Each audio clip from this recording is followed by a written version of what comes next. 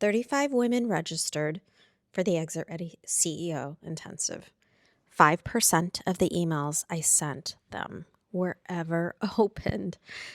Not 5% of some cold list I bought somewhere. 5% of the women who had already raised their hand, already given me their address, already told me plainly they wanted this.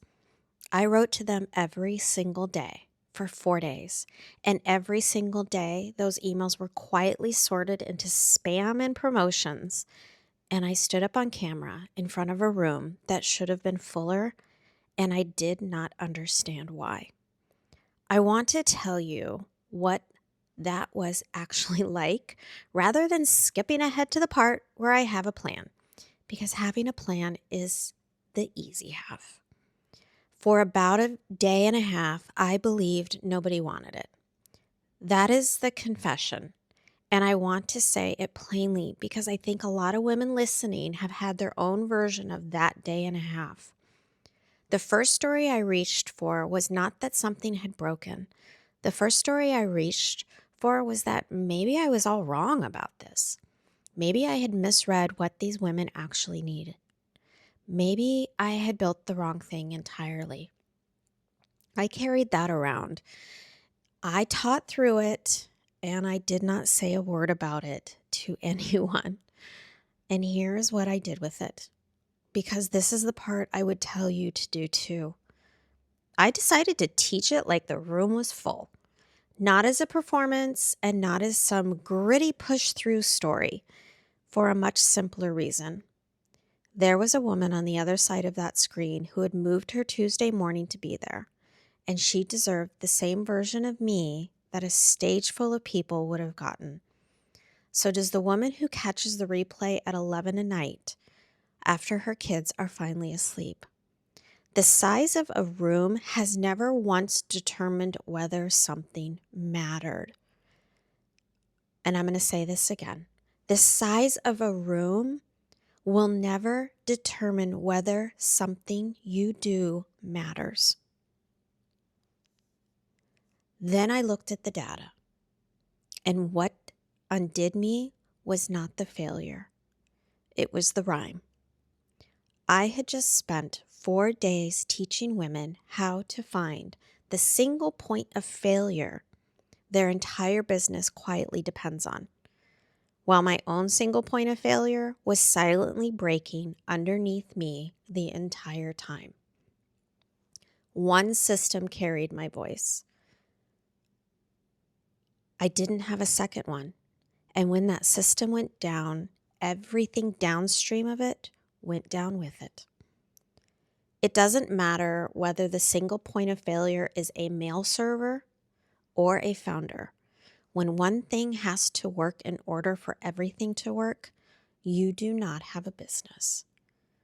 You have a hostage situation. I have also gotten this wrong in a much more expensive way. I've exited 4 companies, and for years I told the story of 4 different exits as though it were evidence of range. It was not evidence of range. It was an evidence of a pattern, because in every single one of them, somewhere inside that business, I was still the person the decision came back to. So let me do for you what I did for that room. Because the part nobody teaches us is what this actually costs in numbers, and numbers are what create decisions. Take your annual revenue and divide it by 2,000, which is roughly a working year. That gives you your effective hourly value. Then be honest with yourself about how many hours a week you spend on work that only you can do. And I mean genuinely only you, not work you happen to be faster at. Let me do one with you. A founder at 500,000 in revenue, 500,000 divided by 2,000 hours is $250 an hour. She spends 15 hours a week on bottleneck work. 15 times 250 is $3,750 a week. And across 50 weeks, that is $187,500 a year of her own capacity going into work that does not actually require her specifically. That is not lost money exactly. It is lost capacity, which is so much worse because it is the year she did not spend building the business. Now, the one almost nobody counts. Valuation professionals call it the key man discount. And I want to be clear that this is a standard practice inside real transactions rather than a coaching metaphor.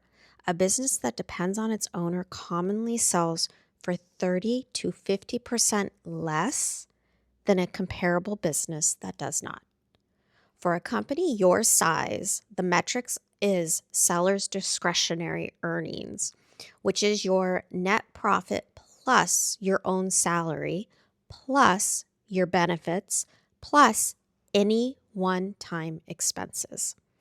Small businesses in this range typically trade somewhere between 1.5 to 3 times SDE. So take a founder with a 180,000 in SDE, built the way she is built right now, founder dependent. A buyer values her at roughly 2 times that, $360,000. If that same business ran without her, roughly 3.5 times, $630,000. The gap is $270,000. Same revenue, same clients, same profit. The entire difference is whether the business needs her inside it. And here's the part that should make you sit up. Whether or not you ever intend to sell, that value is not only missing on the day you sell, it is suppressed every single year you stay the bottleneck. Multiples vary by industry and by buyer pool, of course. So this is directional rather than a financial appraisal. You will hear 3 times to 7 times EBITDA quoted widely. Those figures apply to much larger companies. For a founder between 300,000 and 900,000, SDE is the right metric, and only 2 times to 3.5 times keeps you unimpeachable. Here is what happened after I taught those 4 days in a room that was almost empty. The messages started coming in because they were getting the replays. One woman wrote, "Now I understand why it does not matter how much I do. I inevitably am the one holding the business back." Another wrote, "I am not doing it perfectly, so why should I expect from that person I'm giving the decision to do it perfectly?" Another wrote, "I realized I outsource my personal value based on how much I am responsible for." And a woman who has known me for 15 years emailed me to say she could not believe I was giving this away for free. Read those back and notice something. Listen to those again. Stop, rewind, come back to here. They are the same realization arriving in 4 different women. That the exhaustion was never about effort. It was truly about their structure. It was about their personal energetic hold that made them feel valuable if they had this business and people were constantly running to them. That's a mindset conversation. That's an emotional labor conversation. So this is the thing I want you to take from this entire story. The room was small and the work still landed. If you are building something right now and the numbers are not what you hoped, that is not your answer. Show up for whoever is there. Teach like the room is full. And let the work be the thing that travels. It almost always travels further than the room. Women own nearly 40% of the businesses in this country, in the United States, but roughly 1% ever successfully exit. That gap is not about talent and it is not about ambition. It is that almost nobody teaches us to build something that runs and hold its value without us inside it. I learned it 4 times, and I learned it expensively. And I would rather you learn it from an episode than from a transaction. So do the math this week. Your revenue divided by 2,000 times the hours you spend on the work only you can do. Then your SDE at 2 times and at 3.5. Sit with those numbers. That is the whole homework. And if you want the rest of it, I'm teaching in the next week. It's a 6-month container. This program, this podcast, this is the first brick. This is the awareness of it all. And everything is available if you want to take a look at my Energy Aligned Business Strategy container.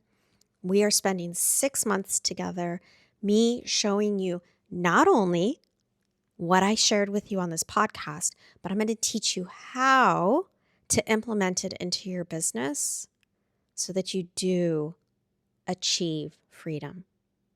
Because an exit-ready business is a business that you can either sell or a business that you can scale without you having to be the bottleneck in the entire structure. I love you all so much, and we'll talk soon.